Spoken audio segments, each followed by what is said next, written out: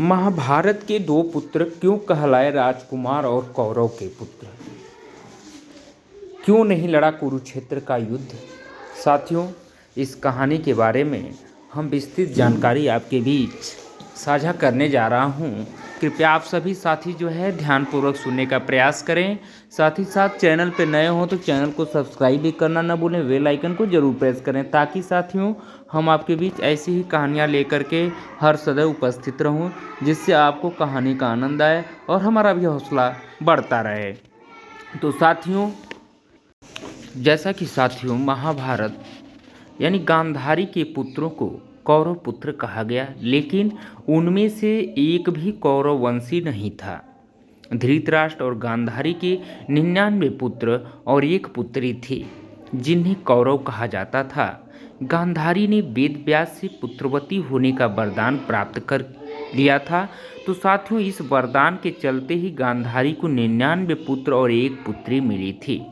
उक्त सभी संतानों की उत्पत्ति जो है 2 वर्ष बाद कुंडों से हुई थी। जैसा कि साथियों गांधारी की बेटी का नाम दुसला था।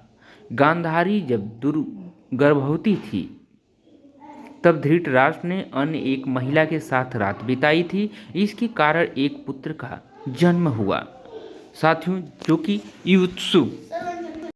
जैसा कि साथियों गांधारी जब गर्भवती थी तब धृतराष्ट्र की सेवा आदि कार्य करने के लिए एक वणिक वर्ग की दासी रखी गई थी। धृतराष्ट्र ने उस दासी से ही सहवास कर लिया और सहवास के कारण दासी भी गर्भवती हो गई। उस दासी से एक पुत्र उत्पन्न हुआ जिसका नाम युत्सु रखा गया। कहानी में अंत तक बने रहें, आगे बढ़ते हैं। फिर साथियों युत्सु जो है एक धर्मात्मा था, इसलिए दुर्योधन के अनुचित चेष्टाओं को बिल्कुल पसंद नहीं करता था और उनका विरोध भी करता था। तो इस कारण जो है दुर्योधन और उसके अन्य भाई उसको महत्व नहीं दिया करते थे और उसका हास्य भी उड़ाते थे। तो युत्सु ने महाभारत युद्ध रोकने का अपने स्तर पर बहुत प्रयास किया था साथियों, लेकिन उसकी नहीं चलती थी। जब युद्ध प्रारंभ हुआ तो पहले तो यह कौरवों की ओर ही था, लेकिन युधिष्ठिर के कहने पर उन्होंने ऐन वक्त पर पाला बदल लिया था साथियों। जैसा कि तो साथियों अपने खेमे में आने के बाद युधिष्ठिर ने एक विशेष रणनीति के तहत युत्सु को जो है सीधे युद्ध के मैदान में नहीं उतारा, बल्कि एक महत्वपूर्ण कार्य सौंपा। युधिष्ठिर जानते थे कि वह इस कार्य में सबसे योग्य है। युधिष्ठिर ने उसकी योग्यता को देखते हुए उसे योद्धाओं के लिए हथियारों और रसद की आपूर्ति व्यवस्था का प्रबंधन देखने के लिए नियुक्त किया। पांडवों की 7 अक्षौहिणी यानी 9 लाख के आसपास सेना थी। युत्सु ने अपने इस दायित्व को बहुत जिम्मेदारी के साथ निभाया और अभावों के बावजूद पांडव पक्ष को हथियारों और रसद की कभी कमी नहीं होने दी। फिर दूसरा विदुर यानी साथियों शांतनु से विवाह करने के पूर्व सत्यवती ने अपनी कुंवारी अवस्था में ऋषि पराशर के साथ सहवास कर लिया था, जिससे उनको वेद व्यास नामक एक पुत्र का जन्म हुआ था। वे अपनी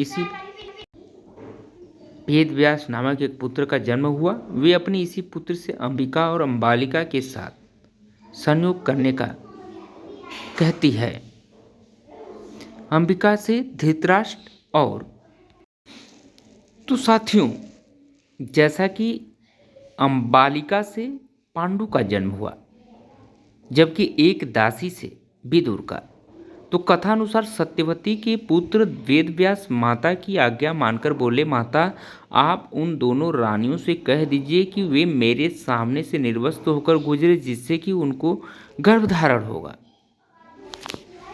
जैसा कि साथियों अभी कहानी में बने रहें, इसके आगे भी आपको पता चलेगा कि कहानी का मूल उद्देश्य क्या है।